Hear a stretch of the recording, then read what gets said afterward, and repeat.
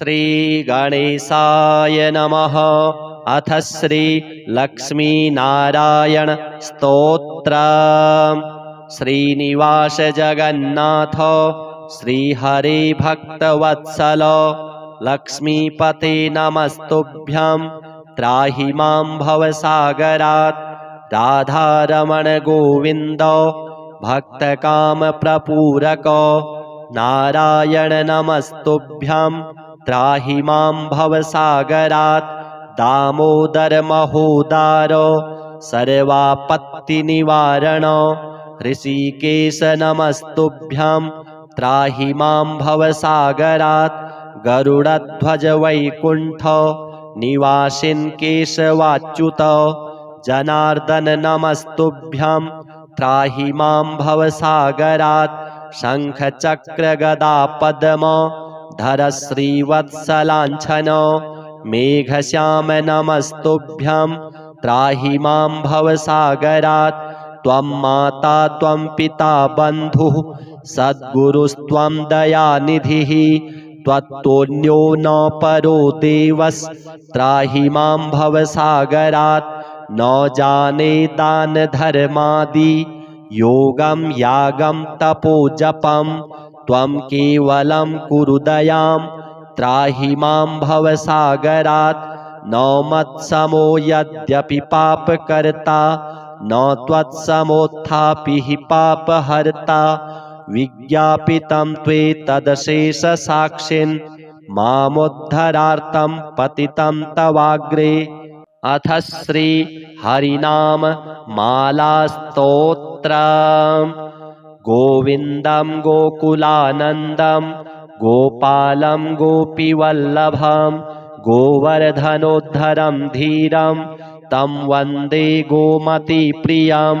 नारायणं निराकारं नरवीरं नरोत्तमं नृसिंहं नागनाथं च तं वन्दे नरकान्तकं।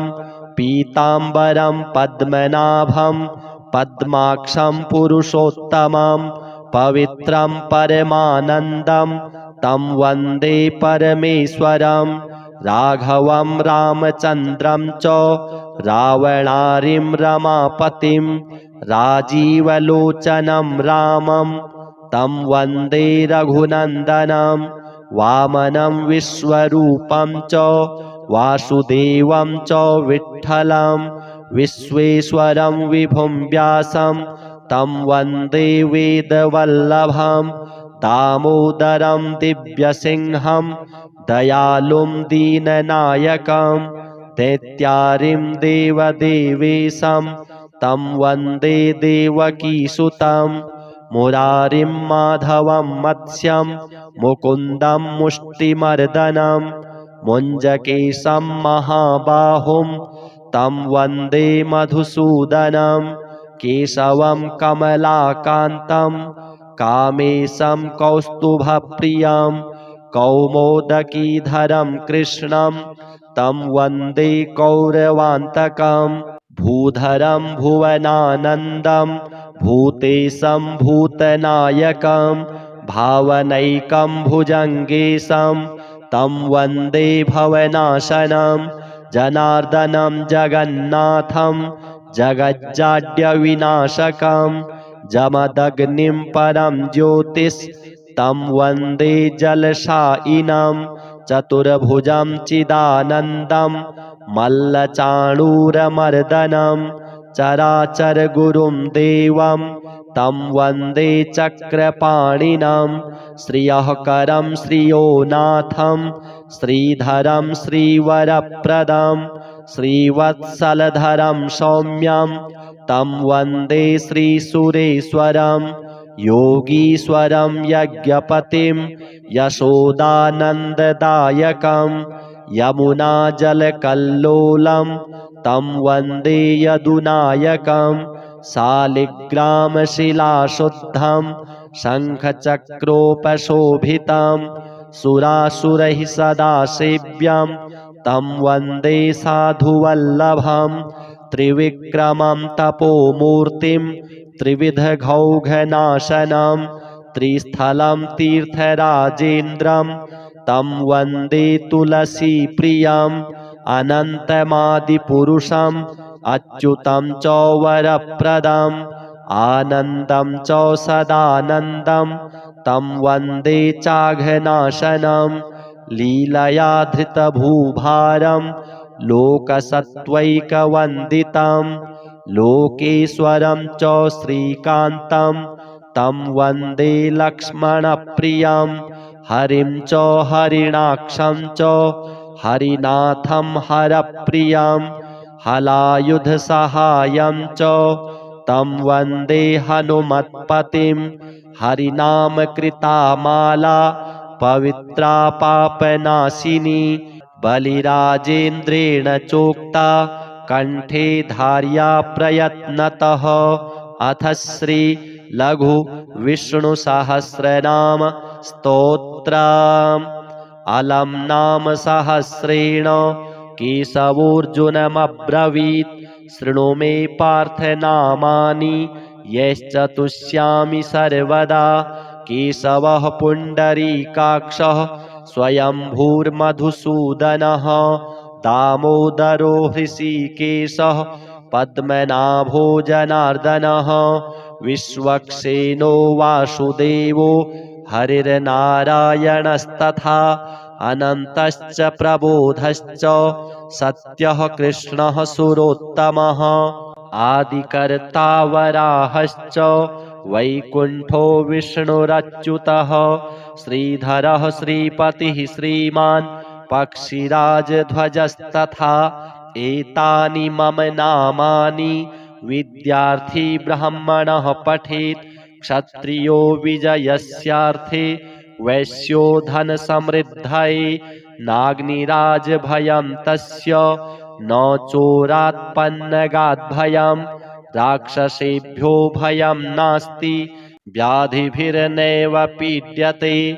इदं नाम सहस्रं तु केशवेनोद्धृतं स्तवम् उद्धृत्य चार्जुने दत्तं युद्धे शत्रुविनाशनम्। अथ श्री बृहस्पति स्तोत्रम्। अस्य श्री बृहस्पति स्तोत्रस्य गृत्समद ऋषिः अनुष्टुप् छन्दः। बृहस्पतिर्देवता बृहस्पति प्रीत्यर्थे जपे विनियोगः। गुरुर्बृहस्पतिर्जीवः सुराचार्यो विदाम्बरः वागीशोधिषणो दीर्घ श्मश्रुः पीताम्बरो युवा सुधादृष्टिर्ग्रहाधीशो ग्रहपीडापहारकः दयाकरः सौम्यमूर्तिः सुरार्च्यः कुम्मलद्युतिः लोकपूज्यो लोकगुरुर्नीतिज्ञो नीतिकारकः तारापतिश्चाङ्गिरसो वेदवैद्यपितामहः भक्त्या बृहस्पतिं स्मृत्वा नामान्येतानि यः पठेत् अरोगी बलवान् श्रीमान् पुत्रवान् स भवेन्नरः जीवेद्वर्षशतं मर्त्यो पापं नश्यति यः पूजयेत् गुरुदिने पीतगन्धाक्षताम्बरैः पुष्पदीपोपहारैश्च पूजयित्वा बृहस्पतिं ब्राह्मणान् भोजयित्वा च पीडाशान्तिर्भवेत् गुरोः। श्रीलक्ष्मीनारायण हरि विष्णु बृहस्पतिदेवार्पणमस्तु। श्रीनिवास जगन्नाथ श्रीहरे भक्तवत्सल लक्ष्मीपते नमस्तुभ्यं त्राहि मां भवसागरात्। राधारमण गोविन्द भक्तकामप्रपूरक नारायण नमस्तुभ्यं त्राहि मां भवसागरात्। दामोदर महोदार सर्वापत्तिनिवारण ऋषिकेश नमस्तुभ्यं त्राहि मां भवसागरात्। गरुडध्वज वैकुण्ठ निवासिन् केशवाच्युत जनार्दन नमस्तुभ्यं त्राहि मां भवसागरात्। शङ्खचक्रगदा पद्म धर श्रीवत्सलाञ्छन मेघश्याम नमस्तुभ्यं त्राहि मां भवसागरात्। त्वं माता त्वं पिता बन्धुः सद्गुरुस्त्वं दयानिधिः। त्वत्तुल्यो न परो देवस्त्राहि मां भवसागरात्। न जाने दानधर्मादि योगं यागं तपो जपं। त्वं केवलं कुरु दयां त्राहि मां भवसागरात्। न मत्समो यद्यपि पापकर्ता न त्वत्समोत्थापि हि पापहर्ता। विज्ञापितं त्वेतदशेषसाक्षिन् मामुद्धरार्थं पतितं तवाग्रे। अथ श्री हरिनाम मालास्तोत्रम्। गोविन्दं गोकुलानन्दं गोपालं गोपीवल्लभं गोवर्धनोद्धरं धीरं तं वन्दे गोमतीप्रियं। नारायणं निराकारं नरवीरं नरोत्तमं नृसिंहं नागनाथं च तं वन्दे नरकान्तकं। पीताम्बरं पद्मनाभं पद्माक्षं पुरुषोत्तमं पवित्रं परमानन्दं तं वन्दे परमेश्वरं। राघवं रामचन्द्रं च रावणारिं रमापतिं राजीवलोचनं रामं तं वन्दे रघुनन्दनं। वामनं विश्वरूपं च वासुदेवं च विठ्ठलं विश्वेश्वरं विभुं व्यासं तं वन्दे वेदवल्लभं। दामोदरं दिव्यसिंहं दयालुं दीननायकं दैत्यारिं देवदेवेशं तं वन्दे देवकीसुतं। मुरारिं माधवं मत्स्यं मुकुन्दं मुष्टिमर्दनं मुञ्जकेशं महाबाहुं तं वन्दे मधुसूदनं। केशवं कमलाकान्तं कामेशं कौस्तुभप्रियं कौमोदकीधरं कृष्णं तं वन्दे कौरवान्तकं। भूधरं भुवनानन्दं भूतेशं भूतनायकं भावनैकं भुजङ्गेशं तं वन्दे भवनाशनं। जनार्दनं जगन्नाथं जगज्जाड्यविनाशकं जमदग्निं परं ज्योतिस्तं वन्दे जलशायिनं। चतुर्भुजं चिदानन्दं मल्लचाणूरमर्दनं चराचरगुरुं देवं तं वन्दे चक्रपाणिनं। श्रियःकरं श्रियोनाथं श्रीधरं श्रीवरप्रदं श्रीवत्सलधरं सौम्यं तं वन्दे श्रीसुरेश्वरं।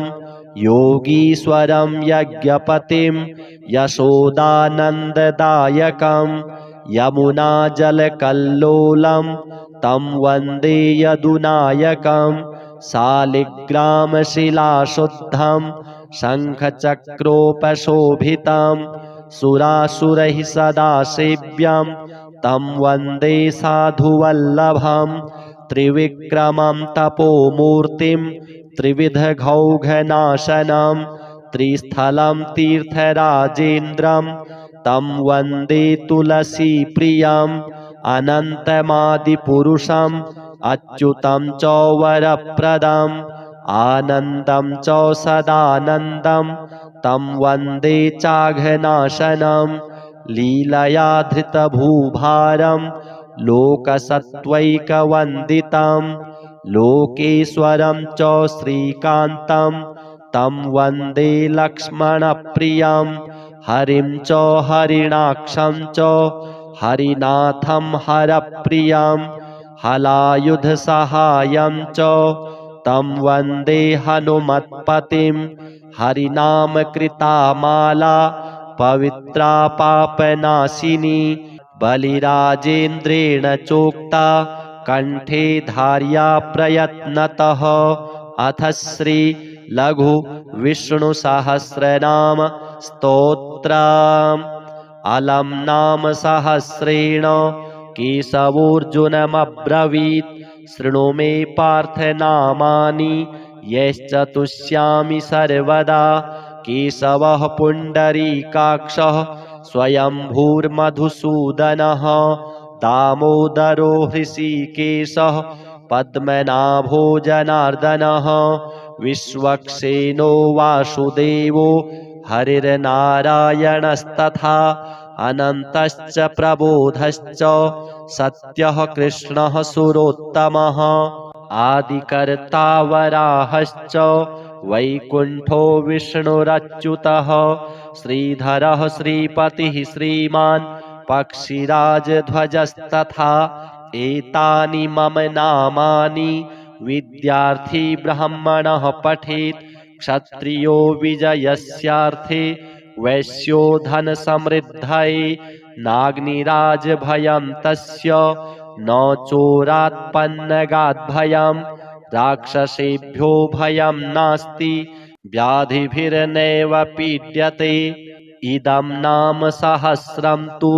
केशवेनोद्धृतं स्तवम् उद्धृत्य चार्जुने दत्तं युद्धे शत्रुविनाशनम् अथ श्री बृहस्पति स्तोत्रम् अस्य श्री बृहस्पति स्तोत्रस्य गृत्समद ऋषिः अनुष्टुप् छन्दः बृहस्पतिर्देवता बृहस्पति प्रीत्यर्थे जपे विनियोगः गुरुर्बृहस्पतिर्जीवः सुराचार्यो विदाम्बरः वागीशोधिषणो दीर्घ श्मश्रुः पीताम्बरो युवा सुधादृष्टिर्ग्रहाधीशो ग्रहपीडापहारकः दयाकरः सौम्यमूर्तिः सुरार्च्यः कुम्मलद्युतिः लोकपूज्यो लोकगुरुर्नीतिज्ञो नीतिकारकः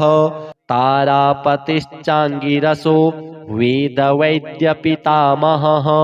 भक्त्या बृहस्पतिं स्मृत्वा नामान्येतानि यः पठेत् अरोगी बलवान् श्रीमान् पुत्रवान् स भवेन्नरः जीवेद्वर्षशतं मर्त्यो पापं नश्यति यः पूजयेत् गुरुदिने पीतगन्धाक्षताम्बरैः पुष्पदीपोपहारैश्च पूजयित्वा बृहस्पतिं ब्राह्मणान् भोजयित्वा च पीडाशान्तिर्भवेत् गुरोः।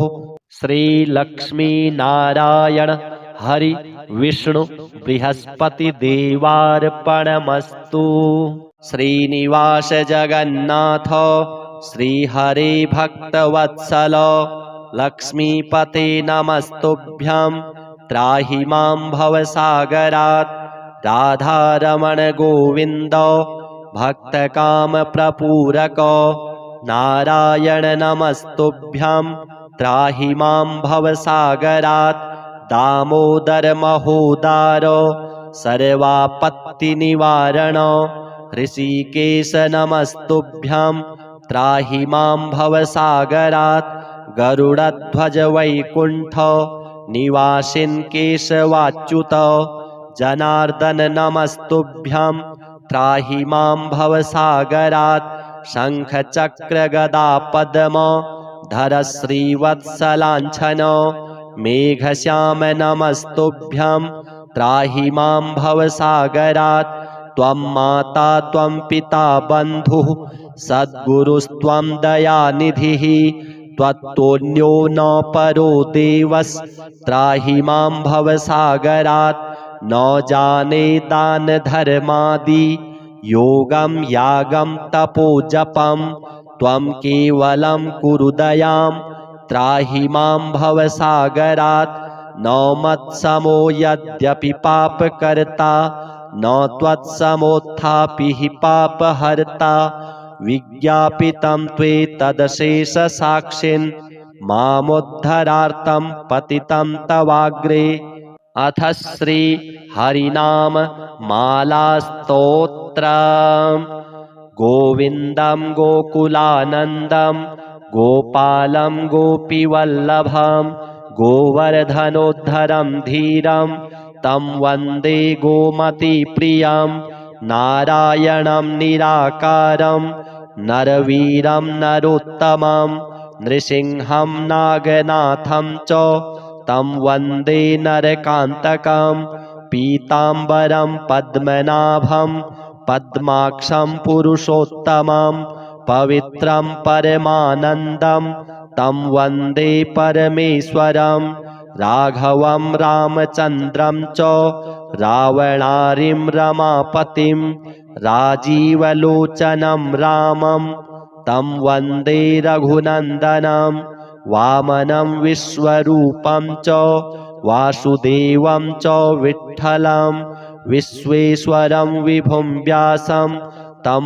वन्दे वेदवल्लभं दामोदरं दिव्यसिंहं दयालुं दीननायकं दैत्यारिं देवदेवेशं तं वन्दे देवकीसुतं मुरारिं माधवं मत्स्यं मुकुन्दं मुष्टिमर्दनं मुञ्जकेशं महाबाहुं तं वन्दे मधुसूदनं केशवं कमलाकान्तं कामेशं कौस्तुभप्रियं कौमोदकीधरं कृष्णं तं वन्दे कौरवान्तकं भूधरं भुवनानन्दं भूतेशं भूतनायकं भावनैकं भुजङ्गेशं तं वन्दे भवनाशनं जनार्दनं जगन्नाथं जगज्जाड्यविनाशकं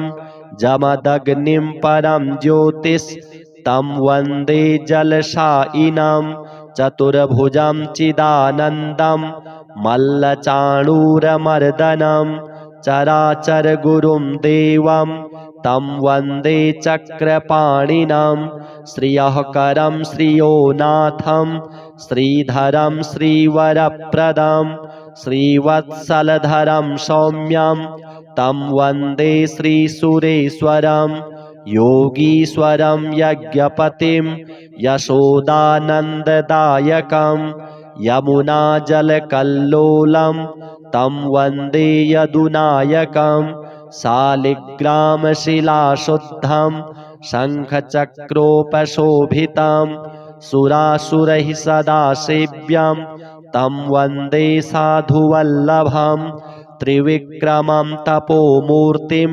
त्रिविधघौघनाशनं त्रिस्थलं तीर्थराजेन्द्रं तं वन्दे तुलसीप्रियम् अनन्तमादिपुरुषम् अच्युतं च वरप्रदम् आनन्दं च सदानन्दं तं वन्दे चाघनाशनं लीलया धृतभूभारं लोकसत्त्वैकवन्दितं लोकेश्वरं च श्रीकान्तं तं वन्दे लक्ष्मणप्रियं हरिं च हरिणाक्षं च हरिनाथं हरप्रियं हलायुधसहायं च तं वन्दे हनुमत्पतिं हरिनामकृतामाला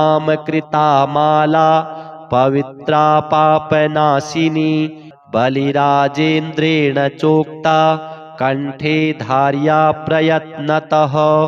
अथ श्री लघु विष्णु सहस्रनाम स्तोत्रम्। अलम नाम सहस्रेण केशवोऽर्जुनमब्रवीत् शृणु मे पार्थ नामानि यश्चतुष्यामि सर्वदा। केशवः पुण्डरीकाक्षः स्वयंभूर्मधुसूदनः दामोदरो हृषीकेशः पद्मनाभो जनार्दनः विश्वक्सेनो वासुदेवो हरिर्नारायणस्तथा अनन्तश्च प्रबोधश्च सत्यः कृष्णः सुरोत्तमः आदिकर्ता वराहश्च वैकुण्ठो विष्णुरच्युतः श्रीधरः श्रीपतिः श्रीमान् पक्षिराजध्वजस्तथा एतानि मम नामानि विद्यार्थी ब्राह्मणः पठेत् क्षत्रियो विजयस्यार्थे वैश्यो धनसमृद्धये नाग्निराजभयं तस्य न चोरात्पन्नगाद्भयं राक्षसेभ्यो भयं नास्ति व्याधिभिर्नैव पीड्यते इदं नाम सहस्रं तु केशवेनोद्धृतं स्तवम् उद्धृत्य चार्जुने दत्तं युद्धे शत्रुविनाशनम् अथ श्री बृहस्पति स्तोत्रम् अस्य श्री बृहस्पति स्तोत्रस्य गृत्समद ऋषिः अनुष्टुप् छन्दः बृहस्पतिर्देवता बृहस्पति प्रीत्यर्थे जपे विनियोगः गुरुर्बृहस्पतिर्जीवः सुराचार्यो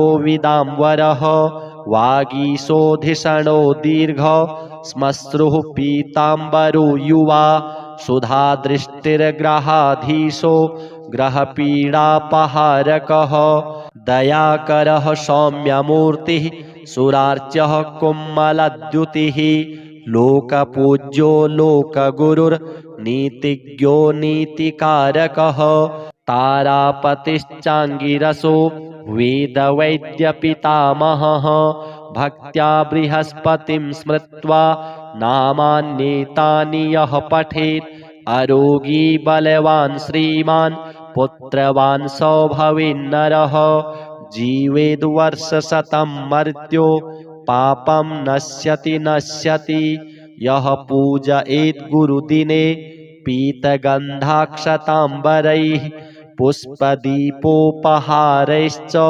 पूजयित्वा बृहस्पतिं ब्राह्मणान् भोजयित्वा च पीडाशान्तिर्भवेत् गुरोः। श्रीलक्ष्मीनारायण हरि विष्णु बृहस्पतिदेवार्पणमस्तु।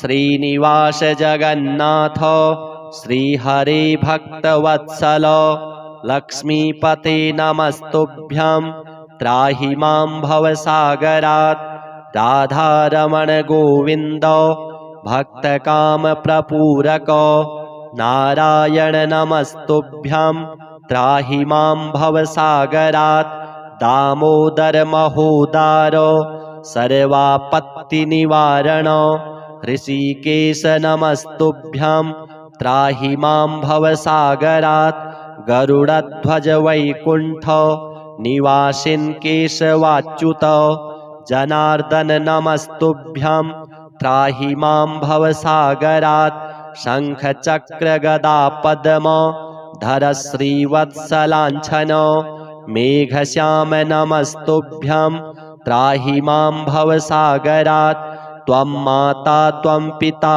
बन्धुः सद्गुरुस्त्वं दयानिधिः त्वत्तोऽन्यो न परो देवस्त्राहि मां भवसागरात् न जाने दान धर्मादि योगं यागं तपो जपं त्वं केवलं कुरु दयां त्राहि मां भवसागरात् न मत्समो यद्यपि पापकर्ता न त्वत्समोत्थापि हि पापहर्ता विज्ञापितं त्वेतदशेषसाक्षिन् मामुद्धरार्थं पतितं तवाग्रे।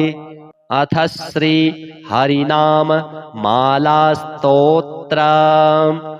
गोविन्दं गोकुलानन्दं गोपालं गोपीवल्लभं गोवर्धनोद्धरं धीरं तं वन्दे गोमतीप्रियं नारायणं निराकारं नरवीरं नरोत्तमं नृसिंहं नागनाथं च तं वन्दे नरकान्तकं पीताम्बरं पद्मनाभं पद्माक्षं पुरुषोत्तमं पवित्रं परमानन्दं तं वन्दे परमेश्वरं राघवं रामचन्द्रं च रावणारिं रमापतिं राजीवलोचनं रामं तं वन्दे रघुनन्दनं वामनं विश्वरूपं च वासुदेवं च विठ्ठलं विश्वेश्वरं विभुं व्यासं तं वन्दे वेदवल्लभं दामोदरं दिव्यसिंहं दयालुं दीननायकं दैत्यारिं देवदेवेशं तं वन्दे देवकीसुतं मुरारिं माधवं मत्स्यं मुकुन्दं मुष्टिमर्दनं मुञ्जकेशं महाबाहुं तं वन्दे मधुसूदनं केशवं कमलाकान्तं कामेशं कौस्तुभप्रियं कौमोदकीधरं कृष्णं तं वन्दे कौरवान्तकं भूधरं भुवनानन्दं भूतेशं भूतनायकं भावनैकं भुजङ्गेशं तं वन्दे भवनाशनं जनार्दनं जगन्नाथं जगज्जाड्यविनाशकं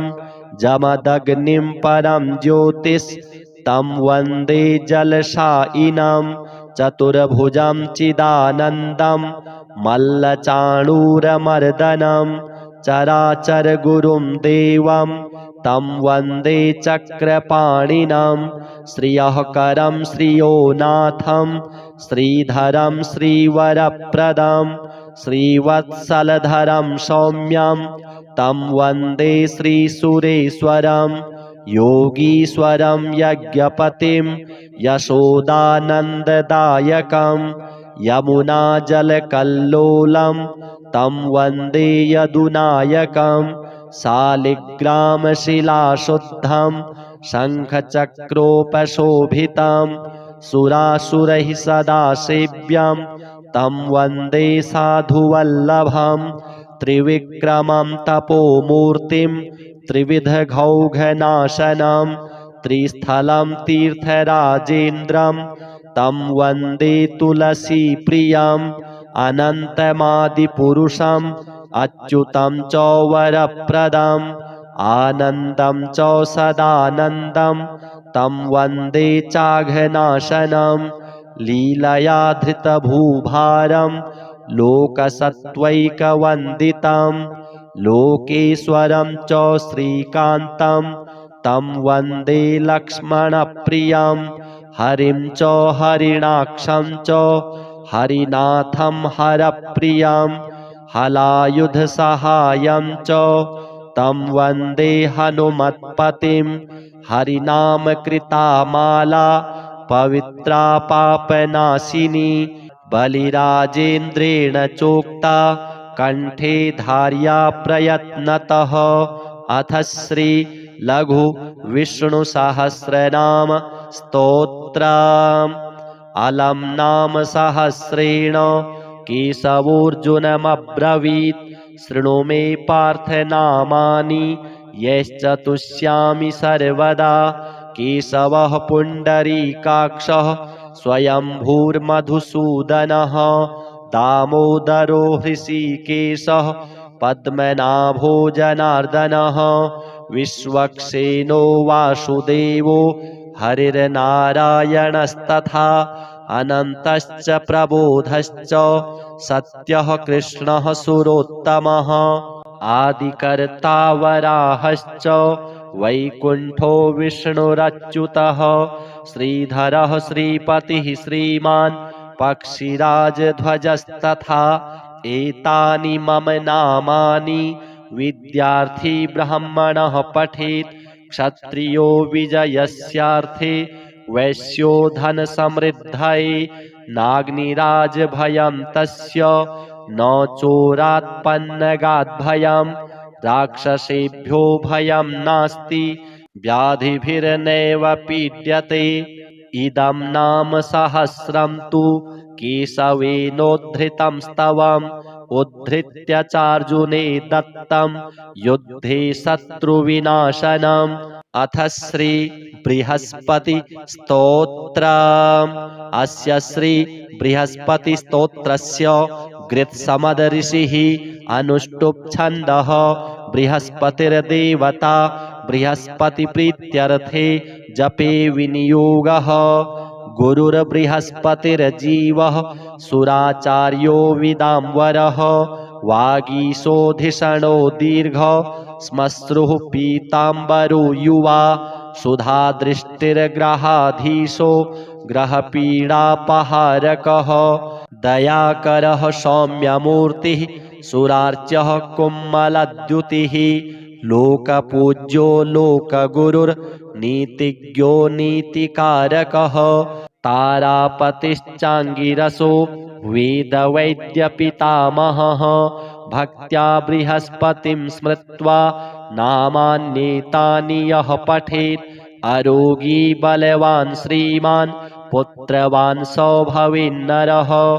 जीवेद्वर्षशतं मर्त्यो पापं नश्यति यः पूजयेत् गुरुदिने पीतगन्धाक्षताम्बरैः पुष्पदीपोपहारैश्च पूजयित्वा बृहस्पतिं ब्राह्मणान् भोजयित्वा च पीडाशान्तिर्भवेत् गुरोः। श्रीलक्ष्मीनारायण हरि विष्णु बृहस्पतिदेवार्पणमस्तु। श्रीनिवास जगन्नाथ श्रीहरे भक्तवत्सल लक्ष्मीपते नमस्तुभ्यं त्राहि मां भवसागरात्। राधारमण गोविन्द भक्तकामप्रपूरक नारायण नमस्तुभ्यं त्राहि मां भवसागरात्। दामोदर महोदार सर्वापत्तिनिवारण ऋषिकेश नमस्तुभ्यं त्राहि मां भवसागरात्। गरुडध्वज वैकुण्ठ निवासिन् केशवाच्युत जनार्दन नमस्तुभ्यं त्राहि मां भवसागरात्। शङ्खचक्रगदा पद्म धर श्रीवत्सलाञ्छन मेघश्याम नमस्तुभ्यं त्राहि मां भवसागरात्। त्वं माता त्वं पिता बन्धुः सद्गुरुस्त्वं दयानिधिः त्वत्तुल्यो न परो देवस्त्राहि मां भवसागरात्। न जाने दान धर्मादि योगं यागं तपो जपं त्वं केवलं कुरु दयां त्राहि मां भवसागरात्। न मत्समो यद्यपि पापकर्ता न त्वत्समोत्थापि हि पापहर्ता विज्ञापितं त्वेतदशेषसाक्षिन् मामुद्धरार्थं पतितं तवाग्रे।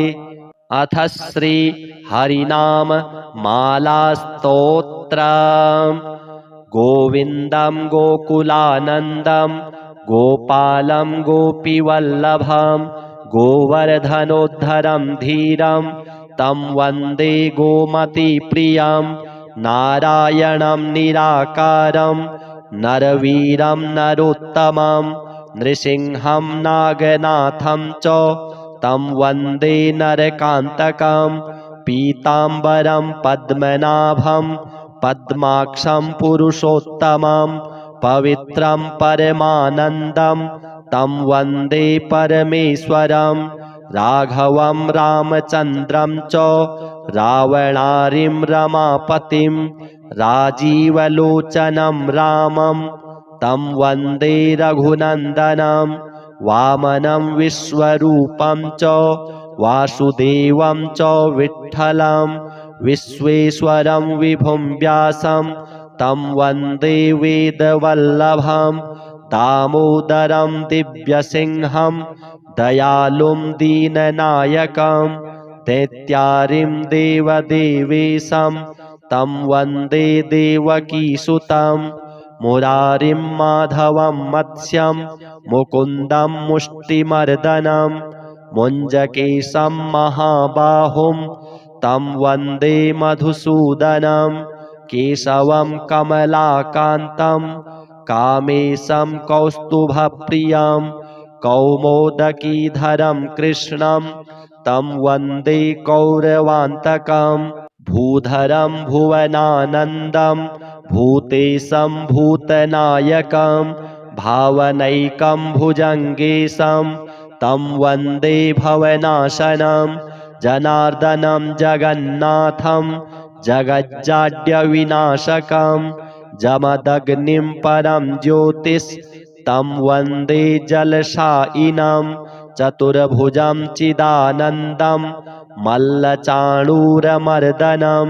चराचरगुरुं देवं तं वन्दे चक्रपाणिनं श्रियःकरं श्रियोनाथं श्रीधरं श्रीवरप्रदं श्रीवत्सलधरं सौम्यं तं वन्दे श्रीसुरेश्वरं योगीश्वरं यज्ञपतिं यशोदानन्ददायकं यमुनाजलकल्लोलं तं वन्दे यदुनायकं शालिग्रामशिलाशुद्धं शङ्खचक्रोपशोभितं सुरासुरैः सदा सेव्यं तं वन्दे साधुवल्लभं त्रिविक्रमं तपोमूर्तिं त्रिविधघौघनाशनं त्रिस्थलं तीर्थराजेन्द्रं तं वन्दे तुलसीप्रियम् अनन्तमादिपुरुषम् अच्युतं च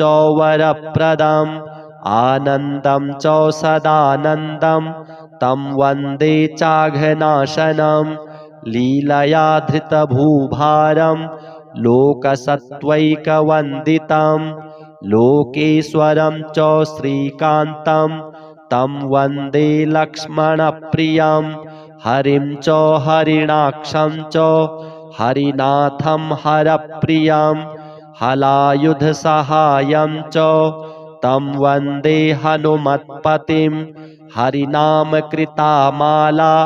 पवित्रा पापनाशिनी बलिराजेन्द्रेण चोक्ता कण्ठे धार्या प्रयत्नतः अथ श्री लघु विष्णुसहस्रनाम स्तोत्रम् अलम नाम सहस्रेण केशवोऽर्जुनमब्रवीत् शृणु मे पार्थ नामानि यश्चतुष्यामि सर्वदा केशवः पुण्डरीकाक्षः स्वयंभूर्मधुसूदनः दामोदरो हृषीकेशः पद्मनाभो जनार्दनः विश्वक्सेनो वासुदेवो हरिर्नारायणस्तथा अनन्तश्च प्रबोधश्च सत्यः कृष्णः सुरोत्तमः आदिकर्ता वराहश्च वैकुण्ठो विष्णुरच्युतः श्रीधरः श्रीपतिः श्रीमान् पक्षिराजध्वजस्तथा एतानि मम नामानि विद्यार्थी ब्राह्मणः पठेत् क्षत्रियो विजयस्यार्थे वैश्यो धनसमृद्धये नाग्निराजभयं तस्य न चोरात्पन्नगाद्भयं राक्षसेभ्यो भयं नास्ति व्याधिभिर्नैव पीड्यते इदं नाम सहस्रं तु केशवेनोद्धृतं स्तवम् उद्धृत्य चार्जुने दत्तं युद्धे शत्रुविनाशनम् अथ श्री बृहस्पति स्तोत्रम् अस्य श्री बृहस्पति स्तोत्रस्य गृत्समद ऋषिः अनुष्टुप् छन्दः बृहस्पतिर्देवता बृहस्पति प्रीत्यर्थे जपे विनियोगः गुरुर्बृहस्पतिर्जीवः सुराचार्यो विदाम्बरः वागीशोधिषणो दीर्घ श्मश्रुः पीताम्बरो युवा सुधादृष्टिर्ग्रहाधीशो ग्रहपीडापहारकः दयाकरः सौम्यमूर्तिः सुरार्च्यः कुम्मलद्युतिः लोकपूज्यो लोकगुरुर्नीतिज्ञो नीतिकारकः तारापतिश्चाङ्गिरसो वेदवैद्यपितामहः भक्त्या बृहस्पतिं स्मृत्वा नामान्येतानि यः पठेत् अरोगी बलवान् श्रीमान् पुत्रवान् स भवेन्नरः जीवेद्वर्षशतं मर्त्यो पापं नश्यति यः पूजयेत् गुरुदिने पीतगन्धाक्षताम्बरैः पुष्पदीपोपहारैश्च पूजयित्वा बृहस्पतिं ब्राह्मणान् भोजयित्वा च पीडाशान्तिर्भवेत् गुरोः। श्रीलक्ष्मीनारायण हरि विष्णु बृहस्पति देवार्पणमस्तु।